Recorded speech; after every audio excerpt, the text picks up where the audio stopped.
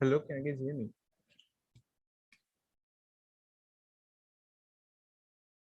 Yes, I can hear you. Okay.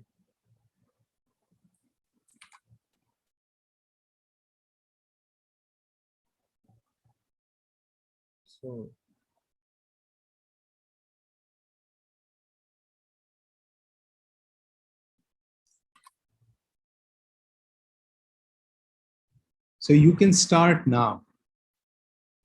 Okay, yeah. So there's one person missing, but I'm assuming that he'll catch up. So there are two people missing, I think. So should we wait? Oh, one of them just dropped out. So he might have correct. He was there. Harsh was there just a moment ago. Yeah, I thought that I saw two people here, so. Yeah. Maybe we should wait 1 minute for him to join back, or No, we can wait a few minutes. I mean, we should certainly wait for it. I mean, I'm even okay if since there are only two more people, we might as well. We have to wait till next week. They didn't. I didn't give them an option, but they think that we want to take a break this week, reassemble. That's also okay. That's fine.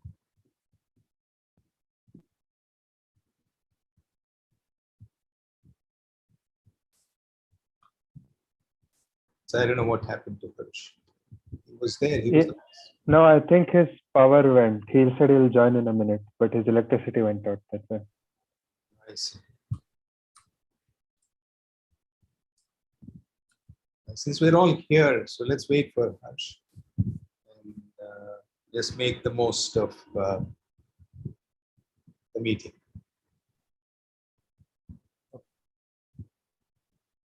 So I've started the live session, I think, but for some reason I did not get the Zoom license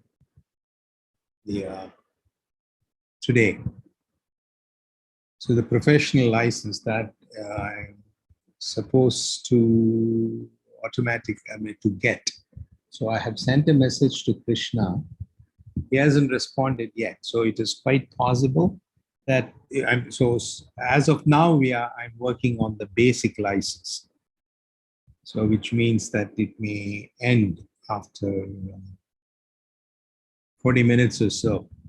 So in which case, I think that will certainly be, I'm hoping that will be enough for you to finish up. No? I mean, you can take your time.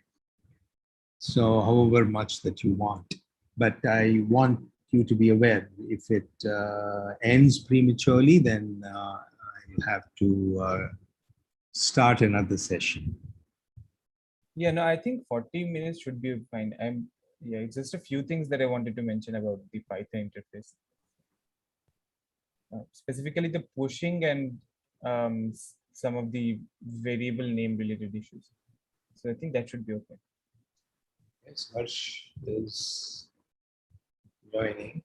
So as soon as he joins, you can. So I guess I'll start now. Yeah, I joined, like it was a power cut, so. Okay, okay, sure. So So I'll start.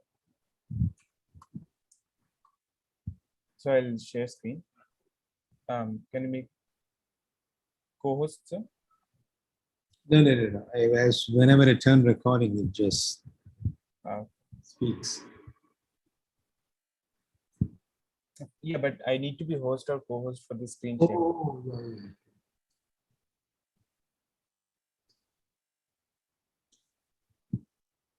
Okay. Yeah, can you guys see my screen? Yes. Yeah, so last time, so I think last time being a few days back, I had actually talked about some of the Python interface for Z3. So I wasn't able to talk about a few things then, which I would like to talk about now. So specifically some issues with respect to variable naming and some other issues with respect to, there's this particular feature called pushing and popping of frames, which I wanted also to talk about. So you have gone over this bit of code, right? Or you remember from last class at least? Yeah. Okay. Yeah. So as you can see, for whenever we want to declare some variables, we are essentially having to provide two separate set of names, right? So one is the actual Python variable that holds the Z3 expression value, and the other is the name that we are passing in to the Z3 function, right? So for example, there is this name x0 over here, and we are getting a Python variable which has this form x0, or which is this name x0 Z3, right?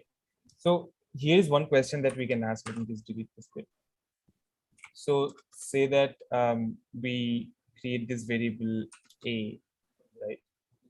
And or yeah, so let's say a, and say this is basically going to be a new Boolean variable, and let's call this x, right? So the Python variable's name is x, and the Z3 variable constructor, we are passing the name x, right? So the Python variable is a, and the Z3 constructor gets the name x.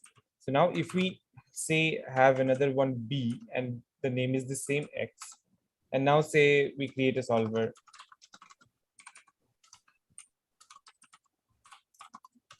and say that we add this one.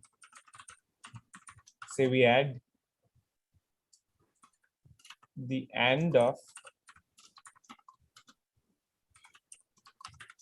so we add not a and b, right?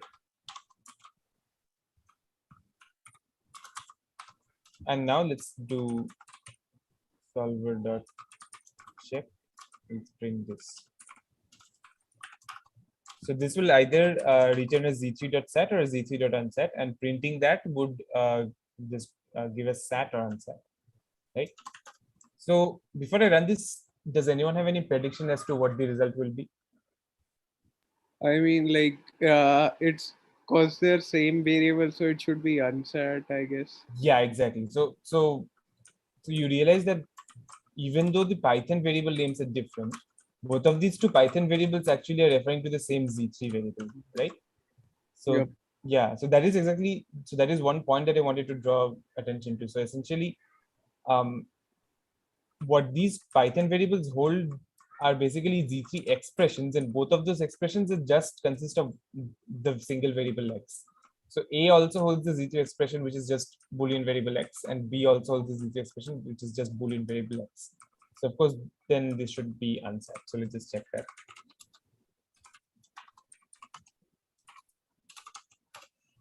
Right. So it comes out as unset.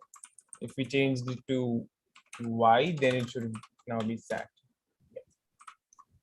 So this is one of the things that I wanted to mention. So now, in the last class, if we remember, we had talked about extracting the model from once we've done the sat check, right? So you remember this model.evaluate functions, right? If not, then I'll just go. Yeah. Yeah. Okay. Yeah. So yeah, so this will basically just once your check passes, then you can, from the solver, you can ask for a model. So this is where we are asking for a model, and then what you can do is call the evaluate function of that model to get the values of any Z3 expression that you pass in. So x0 Z3, remember, as we just said, it is basically something, a Python variable that holds a Z3 expression, and then m.evaluate will evaluate this Z3 expression inside this model, right? So one of the things that I mentioned briefly in that lecture was that you can actually use this to iterate over all instances, if you remember, right? So, okay, do people remember me talking about this, or I think I should probably go over that once more. So basically, if you have some solver which you, Once I would. yeah, hello, Hello. Can you hear me? Yeah. Did somebody ask some question or? I don't think so. I thought I heard something. It must Yeah, be- there was some noise, but they're Yeah. quiet. Okay. Yeah. So basically, um, what we want is say we want a function. So let's write it as a function. So let me just delete. Maybe let me go here and change this one since I've already shared this. So, yeah. So let's say that let's delete everything from here on the website. So right now what we have is we have created some variables, we have created a solver, and we have added some constraint to the solver, right? So right now just one constraint, but what I'm going to say would hold if you have a solver with as many constraints as you want. So essentially what you have is a solver which has a constructions of some constraints over some set of variables. And you want to iterate over all the possible values or combinations of values that satisfies this particular constraint, right? So let's see how we can do that, right? So let's basically, the way to do that would be to call solve.check. Solve.check will tell us whether there is any model at all. If there is a model, then we can extract it via calling solve.model, and then we can print out the details of that model. And then what we can do is we can add another constraint to the solver that like basically make sure that that particular model will not be returned again when we call solve.check, right? So let's do this. So to do this, we need to run a loop over all the models. So let's say while solve.check is going to be z3.sat. So if it's not sat, then we'll exit immediately. If it is sat, then we can safely ask for a model. So m will be solve.model, right? And then let's just copy this code to get the values of all the variables.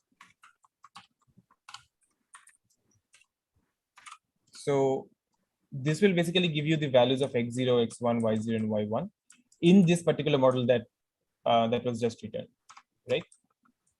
So now what we can do is we can make sure that this particular combination of values is no longer allowed, right? So we can add a constraint to a solver which blocks this particular combination of values. So we can do this solve.add, say, and, or let's do it this way, not of,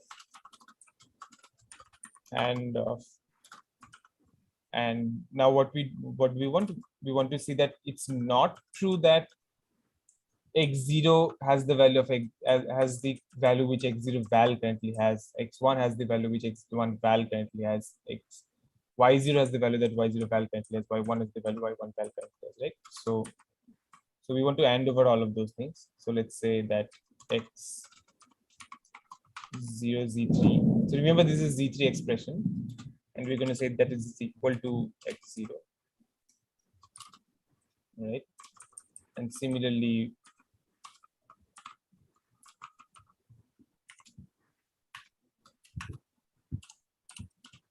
let's say that x1 z3,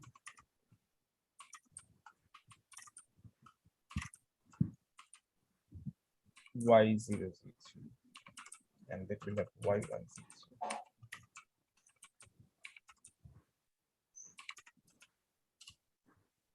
Right?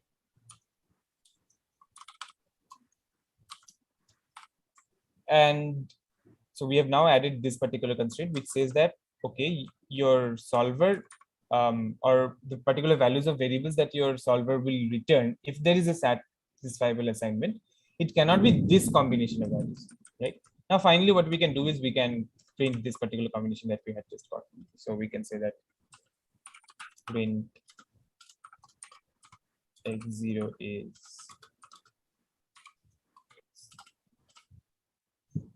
yeah, let's just do it. So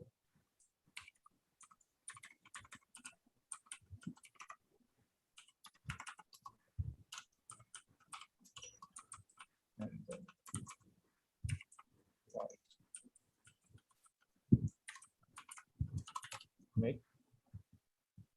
So let's see. So now let's run this in C. Oh, Z3.Map. Sorry. So these are all in Z3. So.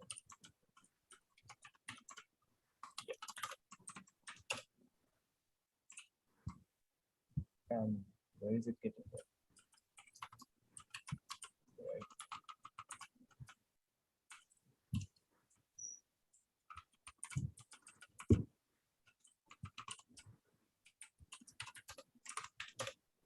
Yeah. So okay. One of the problems is that we have forgotten in our printing to put some separator between two sets of values. So it's coming out is a little bit confusing. So let's do that. So let's just add something like so that's equal to something. Yeah. So now it sees that the first set is all of them are false. So let's look at what our original the constraint was that we were checking. So the original constraint is that y0 should be equal to x1 and y1 should be false. So y0 is equal to x1, y1 is false. So that holds, right? And then here we have the next set. So y0 and x1 are both equal and both are true. Y1 is still false. And then of course, both of these can again repeat with x0 just being true, right? Because we have not put any constraint on x0. So again, x0 is true and then y0 and y1 are equal, x1 and y0 are equal, y1 is false. Again, x0 is true, x1 and y0 are equal, y1 is false. And notice that these are all the four combinations that you can have, right? So y1 needs to be false. x0 and y0 and x1 can be equal. So y0 and x1 can both be true or both be false. And x0 can either be true or false. So you have four combinations depending upon what your values of x0 and x1 are, right? So all of these four combinations are now being printed out. So now, okay, is this code clear? What happened here, and is it completely clear? I just talked about this, not written any code that would do this in the earlier class. If something is not clear, then let me know. Or are you in general a little confused? So I have one question. Like, can't you just is there no option of directly printing all solutions? No. There is no built-in function to do that. If that's what you're, yeah, and there is a good reason for that is because that you would not, I mean, generally want to do that if there's say a lot of satisfiable assignments. I think we talked a little about this in the last class. There can be exponentially many satisfiable assignments, right? Mm-hmm. And in fact, for more complicated theories which involve say integers, there can be infinitely many satisfiable assignments. Mm-hmm. So I mean, yeah, you could always make the argument that Z3 could provide a built-in thing to do this, but they could then say that if you want this, you can just write it yourself, and in general, it's risky. Like, Also, like, is there any macro for declare in Python, like for doing this for declaring variables for Z3? no. Because like that would make it easier. Yeah. So in general, in Python, you don't like declaring variables is just the first time you assign any value to it, right? So there's no separate declaration as well. So if you're looking for, yeah, no, I don't think there's any specific macro that you can, or any even shorter or more compact way to do variable declaration for Z3 than doing something like this. That's what you're asking, right? Yeah. Yeah. So one of the things that you can do is you can actually not even declare a variable. So you could go ahead and do something like this. For example, over here itself, you could have said z3.bool y0, right? So we could have said something like z3. Yeah, that would be even longer, I guess. Yeah, but if say that this particular variable you never needed to refer to it anywhere else, then yeah, you could do it. Depending upon the situation, it could be longer, it could be shorter. Usually, I think yes, you're right. It would be more longer, but yeah, you could do this. The reason why I'm doing it this way is because this actually gives you a Python variable holding the expression that has just that particular Z3 variable, right? right. So you can just reuse that over and over again instead of having to call some Z3 function every time. Okay. Yeah. So just so that you know, there is some overhead associated to these calls. I'm not exactly sure why, but I think Z3 internally does some simplifications every time you build expressions. So so there is some overhead associated to these calls and also to doing ands and all. But the real time that you would spend mostly, especially if it's as complicated queries, when you call the solver check. So this is when you're actually running the SAT solver. But there's still some overhead that is associated with doing ands and Boolean operations and building expressions, or even using operators like equality and multiplication and so on. So any further questions at this point?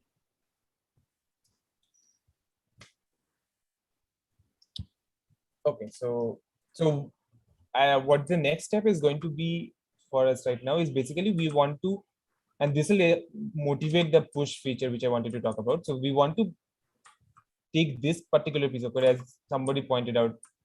This is might be useful, right? It looks like a piece of code that you would want to reuse. So it makes sense that at least we ourselves should write an utility function to just this, right? So let's try and do that. So let's say that we'll define a function over here. So def, let's say that print all sat, right? So what should this function take? Any suggestions? Could you repeat your question? So I'm saying that I want to take this code from line 24 to the end, and I want to push it into an utility function. So what should the arguments be? Like this is something that we would want to reuse, right? Instead of copy pasting this code over and Yeah, over I guess again. the arguments would be the solver instance. Right. And list of variables, I guess. Exactly. Yeah. So while list, and then we would want to have some corresponding names of variables, right? Yeah. Yeah. So names list. So let's have it this way. We could, yeah. So maybe we could make some other arguments as well. But this is. I mean, we would have to assume that you already have added a problem, added a constraint to the solver. Yeah. So the set of constraints is basically already inside your solver. Okay. Yeah. So let's make that assumption. So we'll put it in the comments. Something solve has constraints. Yeah. So let's keep that as a assumption, and let's copy this code over.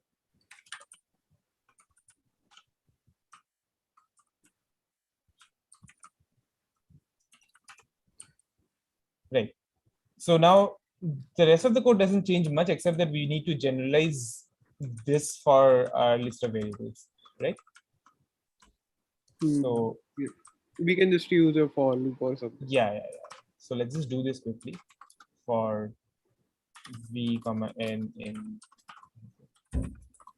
So if somebody is not familiar with anything in Python that I'm doing here, just let me know and I'll explain it. Especially, I hope zip doesn't confuse people, or if it does, let me know. So let's say val a.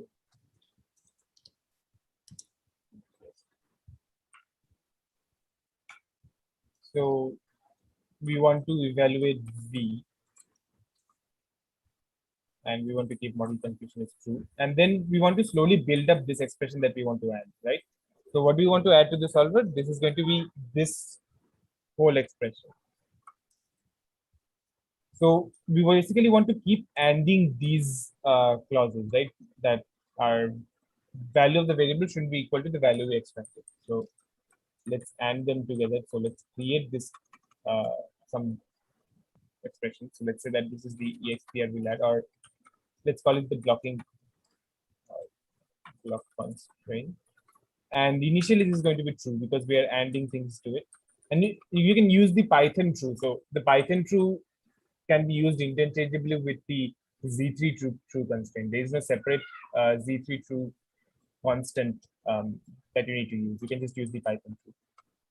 So then what we want to do is we want to say that the block constraint is now going to be Z3 dot and whatever the previous thing it was, and we are going to end it with v is equal to val, right?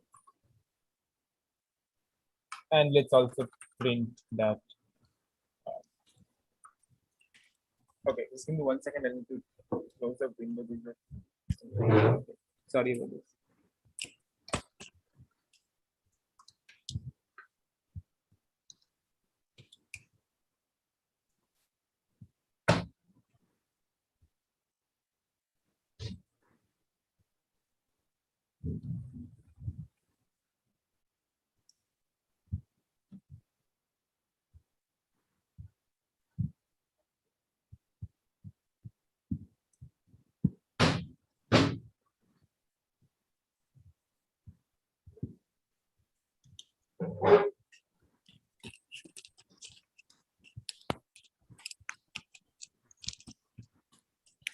Yeah, I'm done.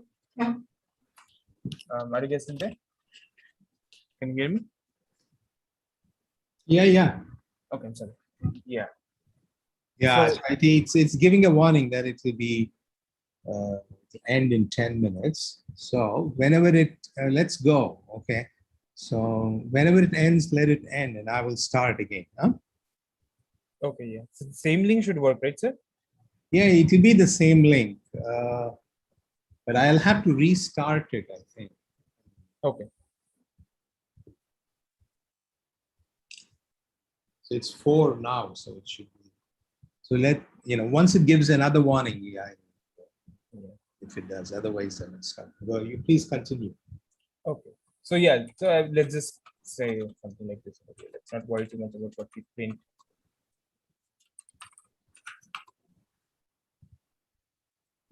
Name and then the value, right? So is this code clear to like people? This is a just simple generalization of what we had. What we want to do now is this solver.add Z3.not and then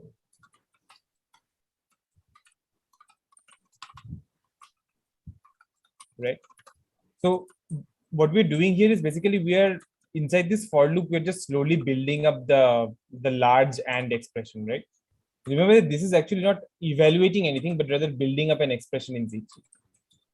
So this code is clear to all? Yeah. Yeah. Okay. So yeah, so let's see that whether this will function exactly the same or not. So print all that, and then let's do just pass in the solver. Oh, we need to pass in this one 0 Z3.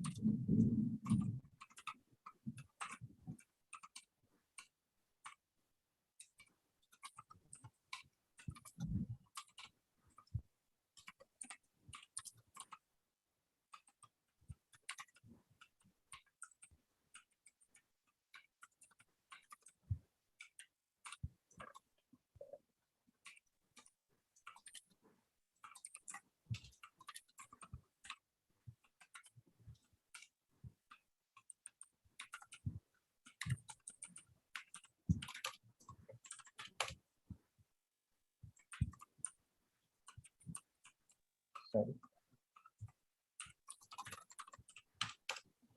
Yeah, and you can see the outputs are exactly the same, right?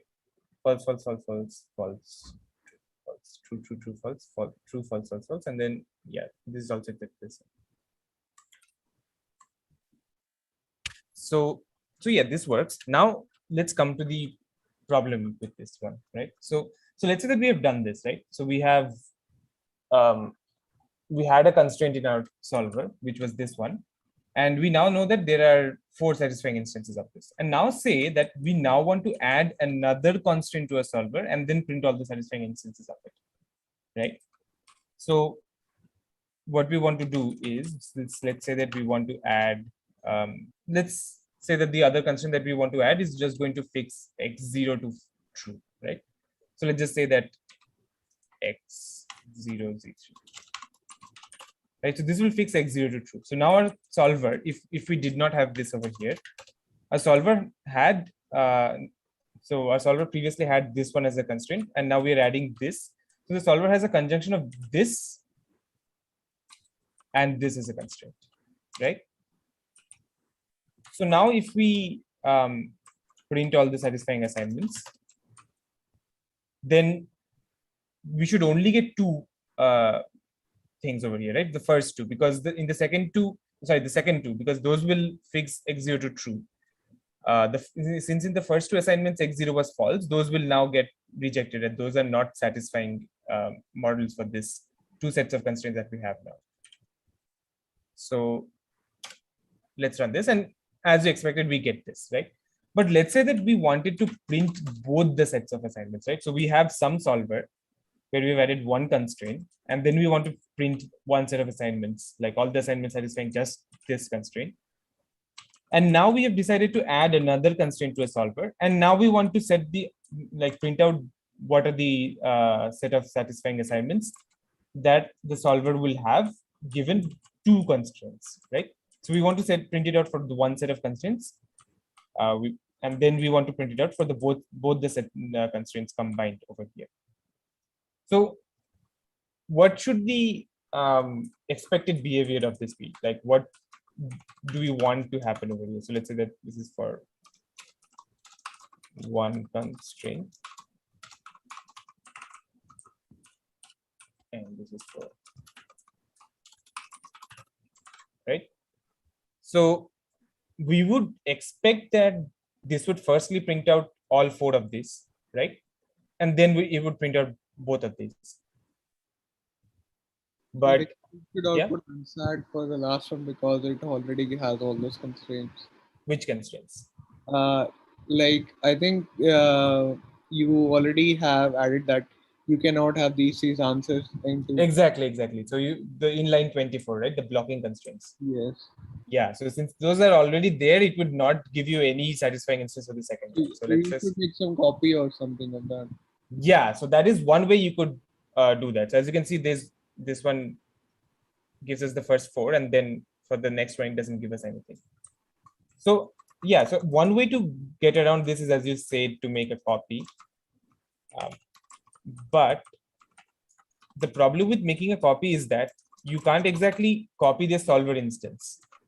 Like the solver instance doesn't give you any internal method to produce another copy of this, and you can't use the Python's deep copy thing because it doesn't really work on this.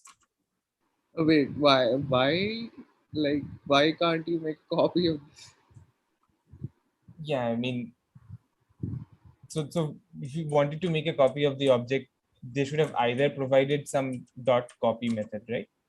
Yeah. Or a copy constructor. They haven't done that, but the other method you would use normally in Python to make a copy of things is that you could use copy, right? Yeah. But the thing is, the copy actually depends that whatever you're calling this on, that has actually defined some internal _ copy _ function, or that it is of a very specific format where just copying the class members does the job, right? So that is not the case here. So, is there any reason why they haven't done it, or they were just lazy? I guess. no, I mean, there probably is some reason, but I haven't looked through the internals of Z3 enough to be able to tell you that. I wouldn't say that they would I wouldn't go so far as to say that they didn't do it because they're lazy. But okay. Yeah, but I suspect what might be happening is that even if you have multiple solver instances in your code, they may or may not be handling them internally using one solver. So I've run into some issues in some cases where which has led me to suspect that might be happening. So they're internally probably using one solver and somehow exposing that as multiple solver instances. So maybe the way they have done that doesn't really work well with copying in some very easy why do you want to copy here? So basically what he was suggesting is that we would want to copy inside this function, right? Before we add in all of these extra blocking constraints. Copy what? The solver instance. So copying the solver instance means you want to Oh, before creating another solver instance. Yeah. So basically, I think what his suggestion was that, since we want to not disturb our original set of constraints, so when we're adding these blocking constraints to the solver, we are basically destroying the original solver that we had in some sense, right? We're disturbing them. So instead of doing that, maybe we could copy all of the constraints in our existing solver and then add. That's what I thought push and pop are there for, no?